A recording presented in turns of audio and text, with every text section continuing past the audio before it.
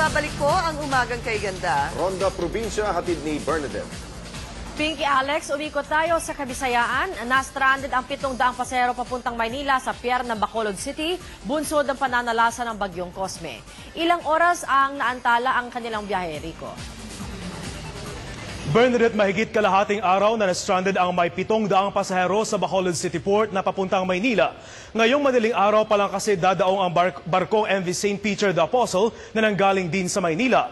Nagpasya ang kapitan ng barko na ipagpaliban ang biyahe dahil sa paghagupit ng bagyong Cosme. Habang naghihintay, binigyan na lamang ng libreng pagkain ang mga pasahero. Sa Iloilo City, isinailalim na sa state of calamity ang lungsod matapos ang flash flood na rumagasa sa 44 na barangay. Si Maria Ausente magbabalita. Di man dinaanan ng bagyong Cosme, naranasan pa rin sa Iloilo ang hagupit ng bagyo. Patuloy pa rin kasi ang buhos ng ulan sa lungsod. Lalo tuloy na lubog sa baha ang ilang mga lugar na dati nang inulan ng nagdaang bagyong Utsoy. Isinailalim tuloy sa state of calamity ang lugar. Umabot na sa 8,000 pamilya ang apektado ng baha. Isa ang pamilya ni Mang Junicio Feldad sa mga lubhang nasalanta. Nawalan sila ng tirahan matapos tangayin ng malakas na agos ng Haro River. Nakikitira ngayon sa isang kamag-anak ang kanyang pamilya. Wala naman sa relocation kita na eh. Ang kailangan talaga namin ay gamot at relocation kasi wala na kaming babalikan doon. Sa DNB kami. Sa kabila nito, meron pa rin nangahas umuwi sa tabing ilog. Maria Ausente, ABS-CBN News. At yan ang latest mula sa Visayas. Bernadette. Dagang salamat, Rico Lucena. Hanggang bukas. Nagbabala ang Department of Health sa tumaas na kaso ng rabies sa Eastern Visayas. Sa ulat ng Epidemiology Surveillance Unit ng DOH, mahigit sa 4,700 katao ang nakagat ng aso sa rehiyon sa taong 2007. Nagresulta naman ito sa pagkamatay ng 18 katao matapos tamaan ng rabies. 7 kaso naman ang kasalukuyang minomonitor ng DOH. Hinihiling ng local health officials ang pagpapadala pa ng mga bakuna para sa aso sa nasabing rehiyon.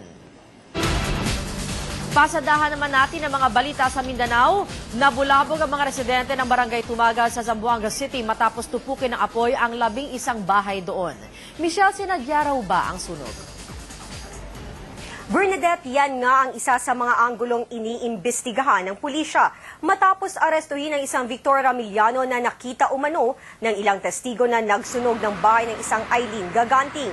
Pinaghinalaan daw kasi ng sospek na dito iniwan ng kanyang asawa ang kanilang anak matapos ang hiwalayan. Bagamat todo tanggi ang lalaki, kakasuhan pa rin siya ng arson matapos masunog ang 11 bahay sa lugar. Sa Compostela Valley, sinunog ng mga rebeldeng NPA ang cell site ng Globe Telecommunications sa Purok 2 Barangay Poblasyon sa bayan ng Montevista. 4 na NPA ang pumasok sa gusali at tinutukan ng baril ang naka-duty na gwardya. Binuhusan ng gasolina ang cell site at pinaulanan ng bala. Ito na ang ikalawang insidente ng panununog ng mga cell site sa lugar. Ang hindi pagbayad ng sinasabing revolutionary tax ang itinuturong dahilan ng panununog. Yan ang latest mula Mindanao. Bernadette. Dagang salamat, Michelle Robin. Hanggang bukas. Samantala, bukod sa Pangasinan, isa rin sa mga matinding hinagupit ng bagyong Cosme ang lalawigan ng La Union. Nasa linya ng telepono si Chris Zuniga. Chris?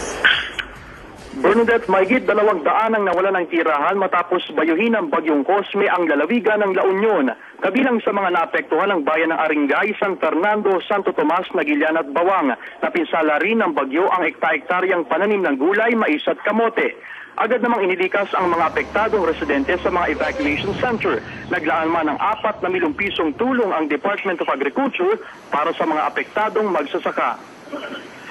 Samantala, good news naman tayo, Bernadette, abot langit ang pasasalamat ng may-ari ng nawawalang pouch bag na may perang nagkakahalaga ng mahigit 100,000 piso matapos itong isauli sa kanya ng tricycle driver na sinakyan niya.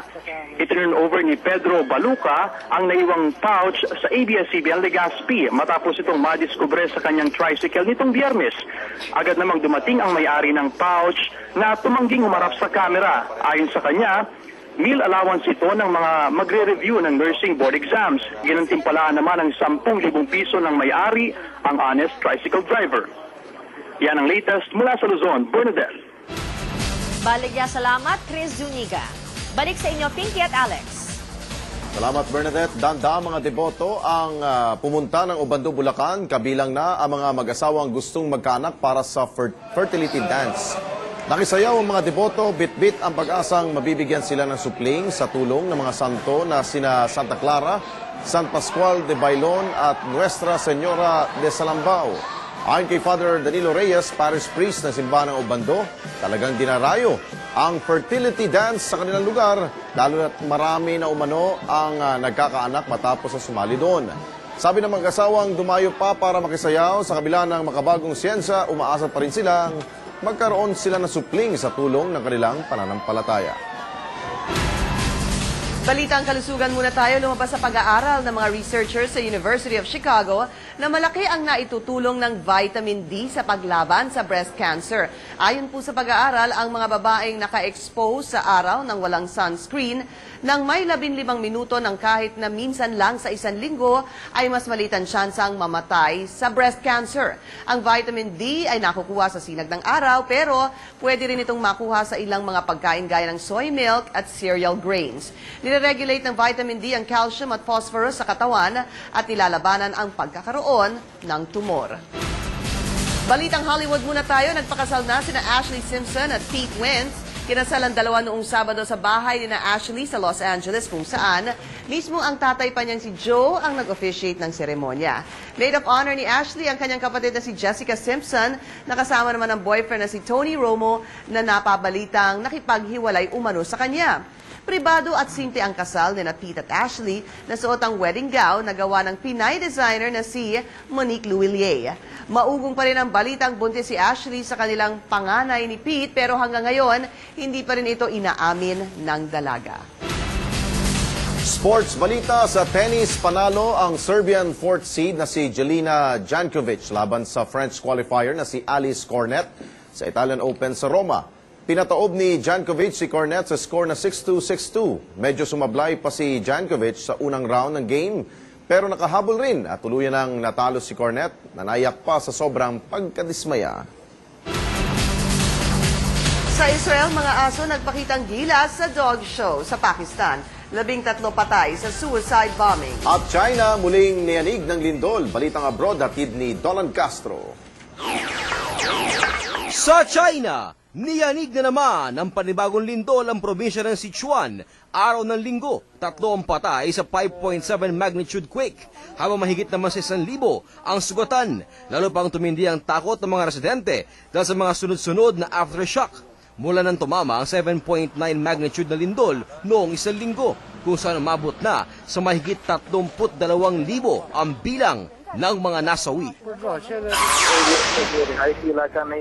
Sa Pakistan, 13 ang patay habang 18 naman ang sugatan na ang pasabugin ang isang pamilihan sa labas lang ng kampo ng mga militar sa Mardan. Ayon sa mga testigo, naglakad lang ang suspect sa labas ng gate ng kampo at saka pinasabog ang sarili doon.